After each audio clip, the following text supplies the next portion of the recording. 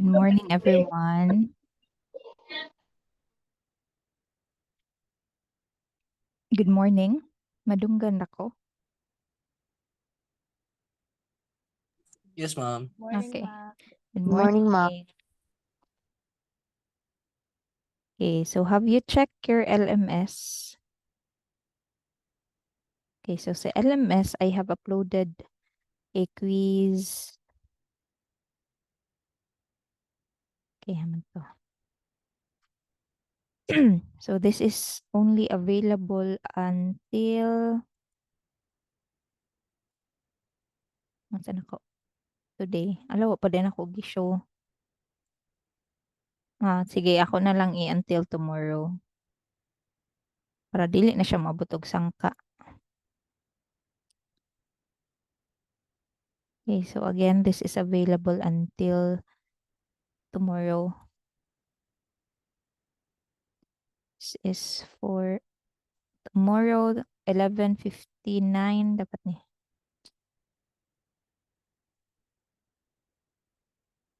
Okay. Okay, so dili noon ta ako magklase today, ipa-quiz ra unta ni nako sa inyo ha. Nya kabasin ulahin na pud ta sa other section. So magklase lang ta. Okay, so ang atong next topic supposedly is the methods of data collection. Human naman mo MMW, no? Yes, ma'am. Okay, so maora ni siya class katong methods of data collection, the interviews, questionnaire, experimenter, observations, and the use of existing record. Maura gid pud na ang gamit nga PowerPoint. Okay, tapos methods of data collection, data presentation, kana methods of data collection pa man pud ta. So maura gid na siya class. The same PowerPoint ang gigamit, no? The same ba PowerPoint? Kinsa inyong instructor last time?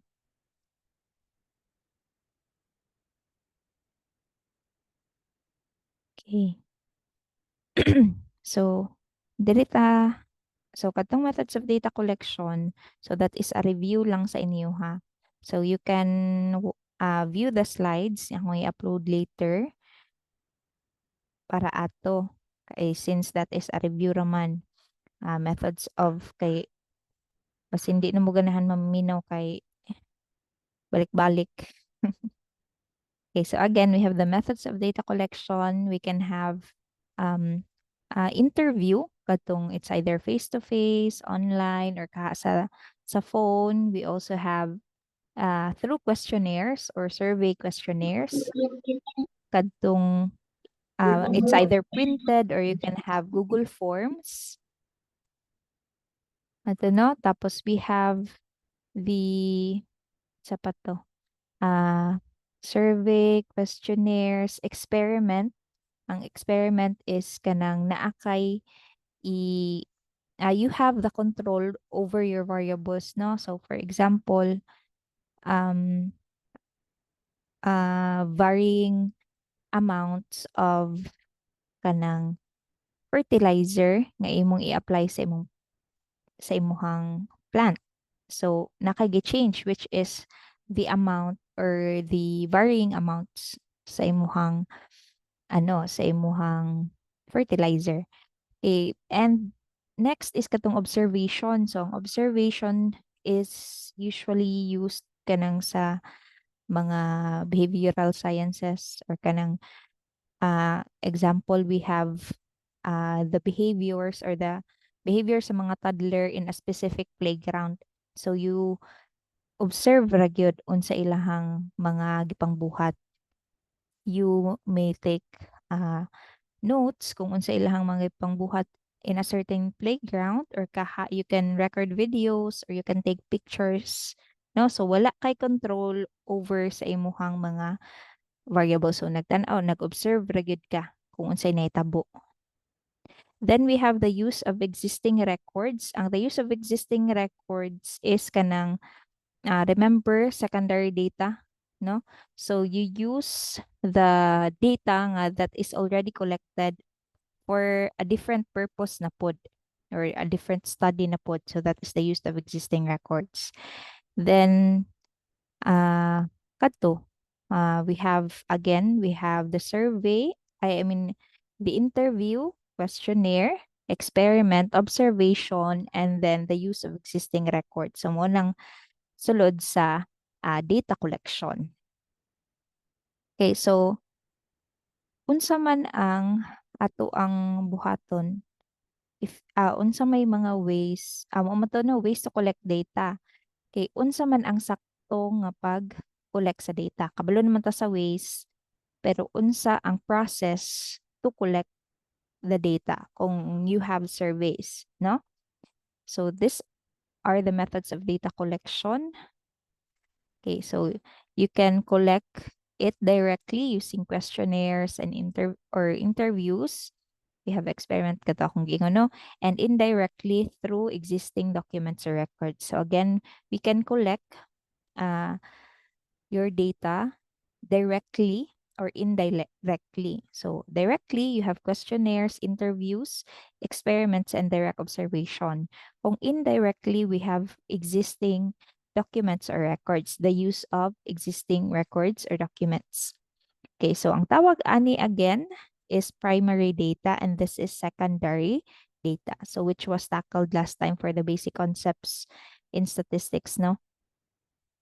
Okay, so mo ni siya ang methods of communication and the factors for the self-administered questionnaire, telephone interview, online survey, and personal interview.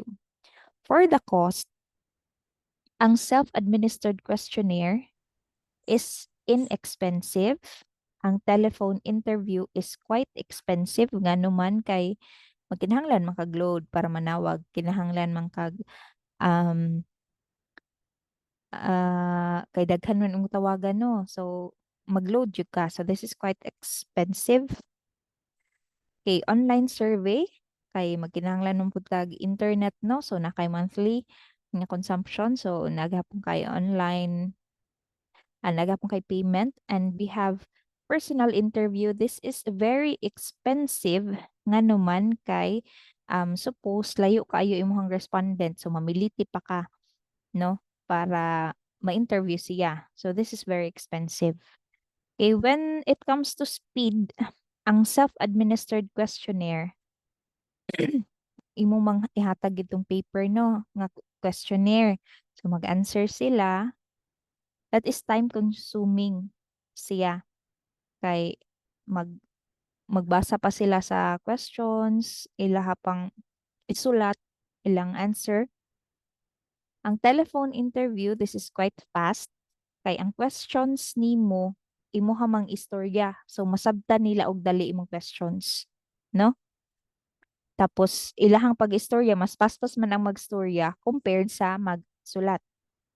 Ang online survey, this is moderately fast. Ang personal interview is time consuming nga naman kay for example imong respondent is layo mo travel pa ka, pangitaon pa nimo siya kay kinahanglan man og personal nga interview. Ang response rate for self-administered questionnaire is poor. Nga naman, class, because ang self-administered questionnaire is imuharang gibutang dira imong questions without them, dili man ka-sure good kung kasabot sila sa questions or nasabtan gid nila ang question. So, pwede ilahang response rate is poor. Pwede pud na nila, pag di nila masabtan is ilahang kuan laktawan, dili nila answeran. So that's why self-administered questionnaire, ang response rate niya is poor. Ang telephone interview, we have average, online survey, average, tapos ang personal interview is very good ang response rate niya kay 'di ba lahi raman ang face-to-face nga communication compared sa telephone interview and online nga survey, no? So personal interview when it comes to response rate is very good. Kung may tag-interviewer bias sa administered questionnaire, walay bias. Nga naman kay sa nagbasa man na, depende man sa nagbasa. So sila may magbasa sa, ang respondent man mismo ang magbasa sa questionnaire, no? So dili nimo ma-influence imuhang ideas sa imuhang respondent. Kaya wa man mo nag-istorya, gihatag ra man nimo imong questionnaire. Kung sa telephone interview, since magstorya man mo, ang interviewer, kung naa siya'y bias, pwede niya maapektuhan ang answer sa iyang respondent kay telephone interview man. Kaya ang online survey, since um, dili man mo magkaistorya sa respondent, so wala po siya interviewer bias. Ang personal interview, this is highly likely nga na ay interviewer bias kay if naay bias daan ang interviewer again, since it's personal interview, magstorya man sila, no? So, pwede man good nga sa interviewer, iyahang ma-lead ang respondent to an answer nga pabor sa interviewer or iyahang bias sa interviewer. Gets ninyo? So, when you do personal interview, there is highly likely interviewer bias. Okay, ang quality of response may be vague nga naman kay basin dili nila masabtan ang question. Ilang answers are ang answer nila wala ni answer sa question. Pwede nga na.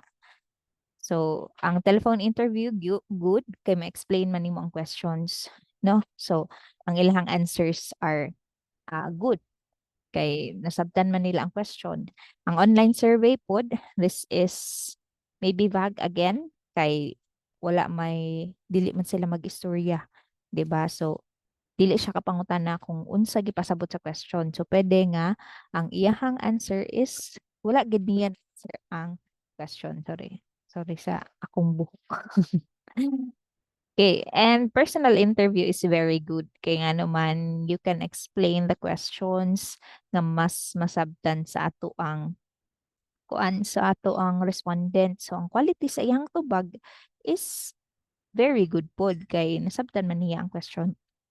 Okay, type of information for self-administered questionnaire since ang questions are naaraman dira so dili nakakadugang no sa imuhang questions. So, kung unsa ra to inaadira nga question, mora pud to yung answeran. So, that is limited ang type of information. The same for telephone interview and online survey. So, ang personal interview has wide range. Kaya pwede man ka mo, kintahay nag-answer na siya, ani. So, pwede man ka mangutana nga naman, nga nung ingon ani man imong answer. So, you have wide range for the type of information when you have personal interview. So, ang personal interview is good for qualitative nga studies, no? Kay unsa na ma-expound pa nimo ang ilahang answers or ilahang imong questions. Okay, so next is the sampling and sampling techniques. So let's differentiate sample survey versus census. So class kadungog naman mag census, no? Unsa nang census? So ang census collects information about every member of the population. So kung yung census walay gilaktawan, wala dili siya sample, meaning ang population gud mismo, ang tibuok population ang iyang gikuhaan og information. So kung makadagngog mo anang sa PSA nga census ni ma'am, so pasabot ana ang kanang ilahang gikuha nga data, dili lang ikaw kundi ang tanan na siya, no? Wala na sila nagsample or wala sila nagsampling kay census man tanan gud na nga family nga members sa community ilahang gikuan og information. Kaya ang sample survey collects uh, information from a sample of the population. Okay, so sample survey, ang sample na sa population. So, dili na siya tibuok population. So, that's the difference between census and the sample survey. Okay, ang census, of course, kay tanan man member sa population, iyahang gikwaan og information. Ang census takes a long time to complete. Kay tanan gyud.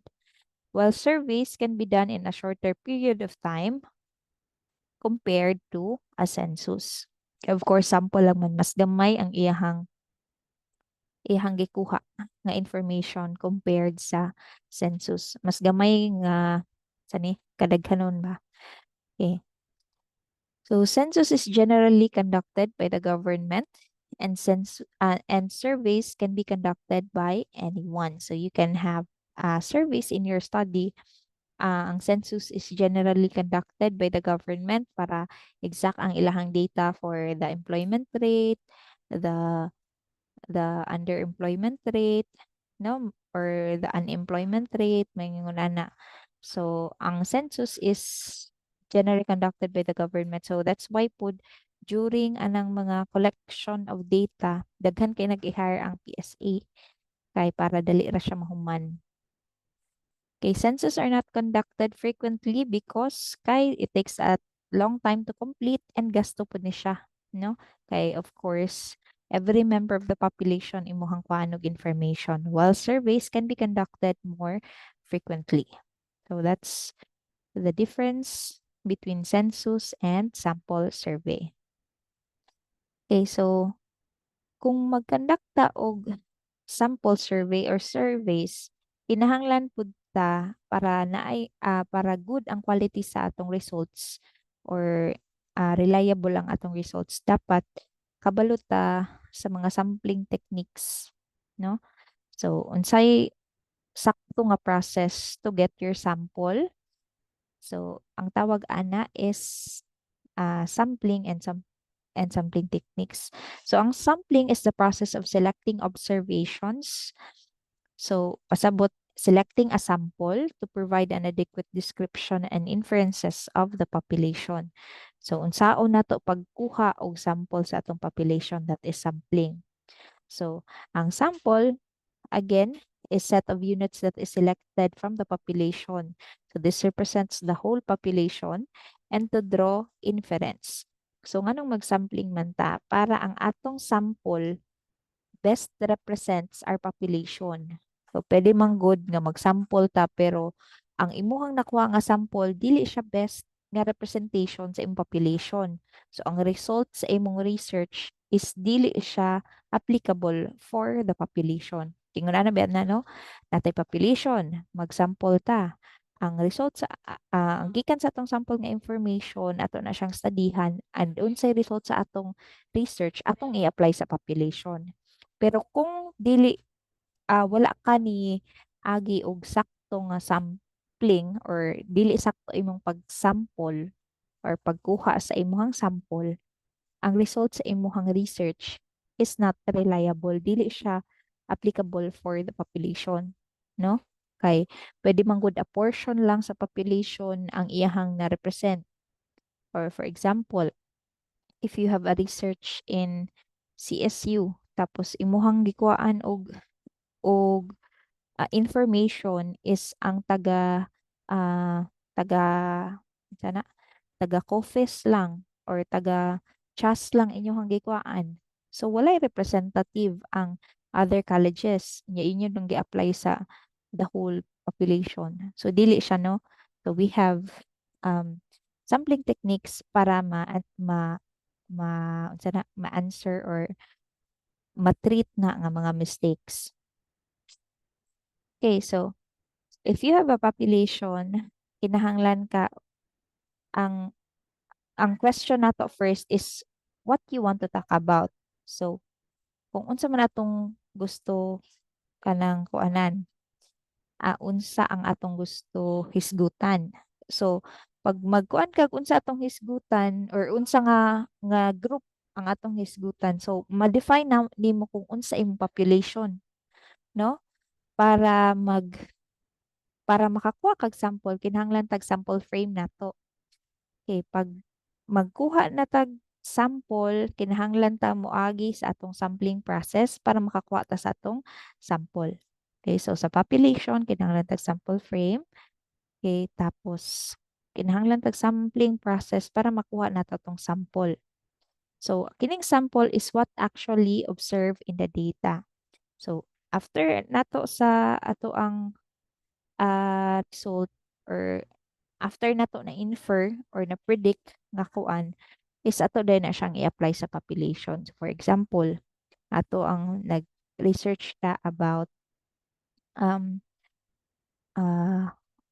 a number of hours nga ilaan for studying and ilang scores. So nakita na to nga kung mas taas di ay imuhang time sa pag-study, mas dako imong score. So mo na imuhang i-suggest sa imong population sa students sa mga CSU nga kung mas taas inyong time mag-study, mas dako inyong score.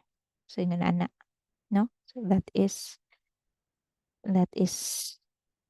ingon ana ra gyud tuyo kana siya gikan sa population nagkuha tag sample kung unsa ato ang na tani na conclude sa sample atong gi-apply sa population or atong gi-recommend sa atong population. Okay, so why do sampling? So there are several reasons for researchers to do sampling rather than conducting a census. So nganong mag-sampling man ta kung nga pwede man ta mag-census. So these are the four important reasons nga nganong mag-sampling ta no. So ang sampling is low cost no compared sa census. This is less time consuming compared sa census, and the scope of sampling is high. The scope of sampling is high basta sakto ang imuhang sampling nga technique nga gamiton for your study, and the accuracy of data is high. So nganong mag-census pa man ko nga ang scope sa sampling is high naman, mas gamay pa ko gasto dire. Mas less pa kong time dire, no? And the accuracy of data is high. So let us define the terms in nga atong gamiton later for sampling. So we have the target population we want to study. And the sampled population is the population we actually selected. Then we have the elementary unit or element. So pasabot ana, that is the member of population we wish to get whose variable of interest we want to examine. And we have the sampling unit. This is the unit of the population that we select in our sample. Ang sampling frame, list or map showing the sampling units in the population. So muna siyang sampling frame. Sampling errors, these are error attributed to the variation present among the computed values of the statistic from the different possible samples. And the non-sampling errors are error from other sources apart from sampling fluctuation. So this can be classified either as a measurement error or error in the implementation sa atong sampling design. So we have target population, sample population, elementary unit or element, sampling unit, sampling frame, sampling errors, and non-sampling error. So these are the non-sampling error, no? So ang non-sampling error, it's either error sa imong implementation sa imong sampling design or kaha error sa imong measurement or measurement error. Okay, so kano sa man ta magka-error sa atong implementation sa sampling. So pag select na to sa ato ang respondents is sayop. So we have selection error. Pag define na to sa atong sampling frame, wrong, no? So that is frame error. And you have population specification error. So ang instead nga kini imong population, lahi imong population nga na-select or wala nimo na-specify kung unsa gid imong population. So that is population specification error. Okay. Ang measurement error is we have instrument error sa imong instrument nga nagamit or pasabot. For example, you have questionnaires, no? Ang imong questionnaire mao man imong instrument, no? Ang imong mga questions dito wala ni answer sa imong mga objectives or wala siya wala siya ni answer or dili siya sakto nga mga questions um for your research. Interviewer bias kay pwede nga ang unsa ni imuhang bias ma-affect nimo ang imong respondent kay mo imong gusto nga buwas, no? Or response error, dili mao ilahang wala sa ni wala nila siguro wala nila nasabtan ang question, wala ni kuan ilang answer. So response error, response bias, non-response bias, and processing error. Okay, so sa sampling, we have probability sampling and we also have the non-probability sampling. Okay, ang probability sampling, we have the simple random sampling, the systematic random sampling, unsa pa to? stratified, and we have the cluster sampling. Okay, so let's start with the simple random sampling. So ang simple random sampling, kay all units of the frame are given an equal probability. So ang kining simple random sampling class, suppose ang imuhang ang imong population is the students sa CSU. So mura ni siya bunot-bunot, no? So imuhang gikuha ang tanan students sa CSU, tapos for example imuhang nakuha nga sample size is 300. Kung 300 imong bunuton 300 ka names. So mo na siya ang simple random sampling, mara siya lottery method. Okay, so ang tanan units of the frame, so pasabot ang tanan members sa population have an equal probability.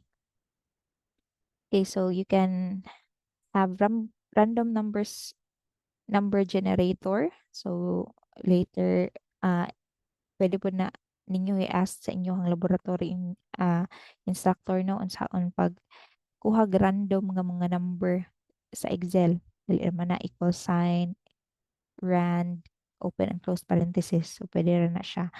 We have lottery method, kato akong giingon nga bunot-bunot. Okay, then we have this one. For example, kana naglist ka o 48 ka book ang members in population. Tapos imong nabunutan is kanay si number 20, 27, 29, 32, and 40. So mo na simple random sampling. Ang stratified random sampling class is ang population is divided into two or more homogeneous groups called strata. So samples are randomly selected from each strata. So for example, naakay list of clients. Imong clients are naakay Caucasians, African American, and Hispanic American. So para ma-represent ang each nationality, no? Para ma-represent ang each nationality, mag-random sample ka kada nationality. Or again, katong ganina no, simple random sampling atong i-diri na to atong example.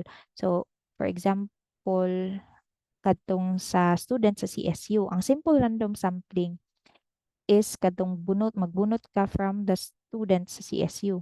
Ang stratified, if you want your sample nga makarepresent sa tanan colleges, so pwede ka tanan colleges kuhaan nimo og sample.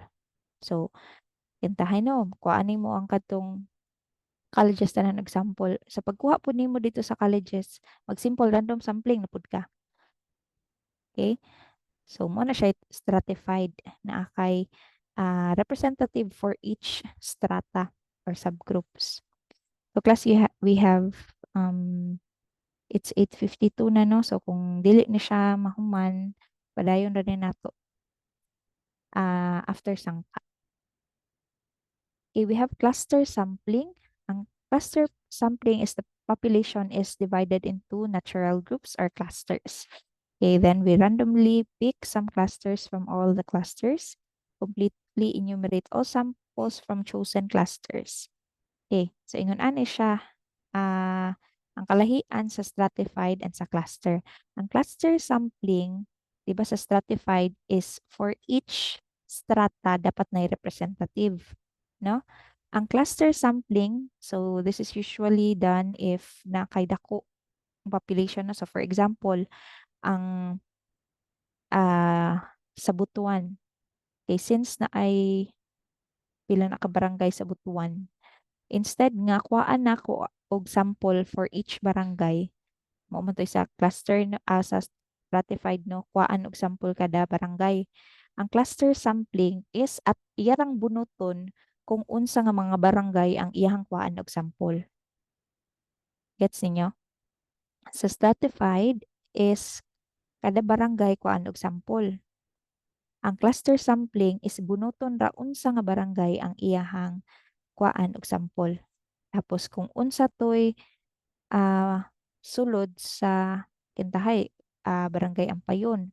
So tanan enumerate dapat ang tanan completely enumerate all samples from the chosen clusters. So katong mga members sa nga cluster is paana to og sample, no?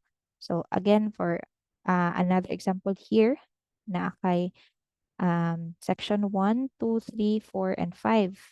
Ang iyang nabunutan is only section 1 and section 3. So, given sa mauning mga balay sa section 1 and mauning balay sa section 5, iyahang nabunutan na pod is kinira nga mga balay, no? So, that's cluster sampling. Then we have the systematic random sampling, order all units in the sampling frame. Then every kth number on the list is selected. So k is the sampling interval. So for example, imong nabunutan is 3. So imo naman tong gibutang ginamberan ang gikan sa first padlong sa last, no? Tapos every third. So for example, imong k is 3. So ang every third person sa population mo to ah imuhang member sa imuhang sample. So, kana 1, 2, 3, 1, 2, 3, 1, 2, 3, until makuha nimo ang imong desired number of sample or imong sample size. Then we also have the multi-stage sampling. This carried out in stages using smaller and smaller sampling units for each stage. So we have primary clusters. So kana no? So nag-use kag simple random sampling within secondary clusters. So kana okay. So gikan sa primary clusters nabunutan nimo si 2, si 3, si 6, si 7. Unya sa primary cluster napagid siya subclusters, no? We have 1, 2, and 3. Tapos kini sa 3 kay si 4, 5, 6. Ang nabunutan na niya si 1, si 2, si 7, si 10, si 11, si 12, si 13. So that is multi-stage sampling. We also have non-probability sampling. We have the convenience sampling. Ang convenience sampling involves, okay, so moora to siya class ang for probability sampling. We have the simple random sampling, stratified random sampling, we have the cluster sampling, and we have the systematic random sampling. Okay, so familiarize that. And this one also nga lesson class kining probability sampling, I think since nagtudlo mo ko sa unang senior high no ginatudlo ni siya sa statistics and probability. Murag na expound pa ganito dito kung unsaon siya paghimo. Okay, do not worry kay sa yung laboratory tuduan man mo sa paghimog survey questions, kanang pag-select yun og sakto sa inyong sample kung sakto ba na inyong gibuhat o wala or dili. So we also have non-probability sampling. We have the convenience sampling. Convenience sampling involves choosing respondents at the convenience of the researcher. So, pwede nga kanang kidahay ikaw researcher, imuha rang gi-select ang katong yung mga kaila. So, pwede siya kung kay dali ra nako siya ma-interview. So, siya na lang ako So, that is convenience sampling. Okay, this is very low cost kay kuan man kanang of course dili na kang biyahe kay naraman siya sa duol kana ra akong interview kana sa duol. So that is convenient sampling. Very low cost and extensively used. Though ingon sila nga probability sampling ilang gibuhat pero ilang gibuhat dahil is convenience sampling. Okay, this is restriction of generalization of course. I-restrict dapat kung nakay convenience sampling, i-restrict nimo ang imong generalization since it doesn't represent your population. So, dapat specific ka sa imuhang kinsa rato imuhang gikuha. A judgmental sampling, researcher employs his or her own expert judgment. There is assurance of quality response that meet specific objective and bias selection of sample may occur. This is time-consuming process. Okay, so judgmental sampling. So, of course, for example, you may compare ang male o female sa academic. no? So, ikaw kay babae man ka, imo pong gipang interview is kadtong mga bright. Kay para ang imong gusto man nga response is mas bright ang mga babae kaysa lalaki. So, that is judgmental sampling. Kaya nga naman ang mamit nimo ang imuhang gusto, no? Or kato mga brighter pud imuhang mga babae nga gi-interview para ang result pud sa imuhang research is mas bright ang babae compared sa lalaki, no? Maynguna na. So, by selection of sample may occur, time consuming process nga naman kay mangita pa man ka sa kadtong mga meet sa imuhang objective nga mga tao, mga respondent. Pwede nga na. Okay, so diri lang sa taktaman class ay I think it's 9 naman. Okay, so do not forget your LMS nga quiz, no? So judgmental sampling taman. Okay, so LMS nga quiz, ang gi-cover niya is Unit 1. Wala pa nililabot ang methods of data collection and sampling and sampling techniques. Unit 1 lang. So you have the basic concepts sa statistics and the katong sigma notation. Mora to ang cover for the Unit 1 nga long quiz. So if you have questions, since wala na may time, no, you may message me on Facebook para if ever na may question regarding the lesson or regarding the quiz. Okay? So thank you. Ay sa leave. Kay akong screenshot. So, not worry. Kay this is recorded man. May nga naman hindi man siya mo screenshot. Okay, so. hmm,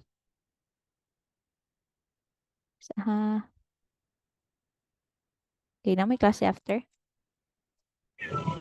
Yes, ma'am. Okay, sige. You may leave na dayon. So, thank you so much for joining the synchronous class. See you after Sangka. Bye. Okay. Hi, ma'am. Thank you, ma'am. Sabi